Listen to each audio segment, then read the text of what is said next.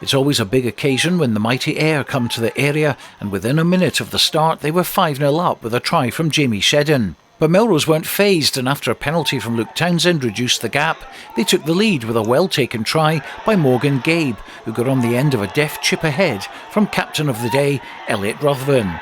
It raised a few eyebrows in the stands and certainly gave the home side a boost. Within seconds though, former Gala scrum half Fergus Johnston fed his winger Tom Lanny coming up on the opposite wing for a decisive riposte.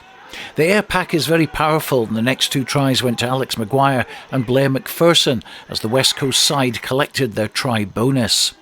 Just before the break, the ball popped out to Rory Jackson, who strolled in unopposed to give the visitors a 31-10 lead. The Ayr forwards moved the score on after the turn with this pushover try to give Maguire another score.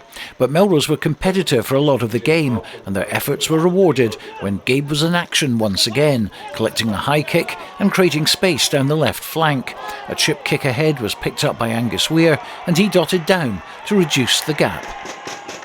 Tom Lanny ran in another couple of tries late in the game to complete his hat-trick and give Ayr their 7th try of the match, to give them the perfect warm-up for their top-of-the-table clash against second-place Heriots, which takes place next Saturday in Edinburgh, a game which has been the talk of club rugby in Scotland ever since it was announced. Delighted to get the result, but I think there was a lot in our performance that we could improve on. Speak a lot about patience and our accuracy, and I think boys were just getting excited, fast-paced game, fast ground, trying to throw it about a bit too much. So if we had a wee bit more control, I'd be delighted. We knew it was just going to be a tough physical battle. The only thing I can really say is you can't really fault the effort. Some of the physics involved there, it does make a difference. As much as you don't want to say it, it does make a difference. But I can't fault the effort all the way through the squad. Just everyone put their head in the spokes, and can't really ask for much more than that. You can't really moan about a 5-point win. Did we get over 50 in the end? But so many knock-ons in the wide channels where if that one last pass stuck, a metre of extra depth, we would have got there. So there's a lot to improve on this week going into Heriots, and things like that are going to matter.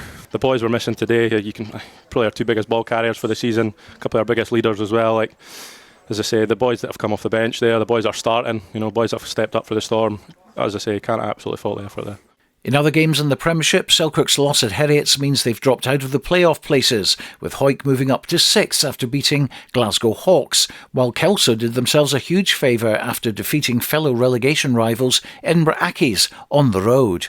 In National 1, Gala and Jed Forest both lost, but Peebles collected a shock win to keep them out of the relegation zone, but still have work to do to avoid the drop.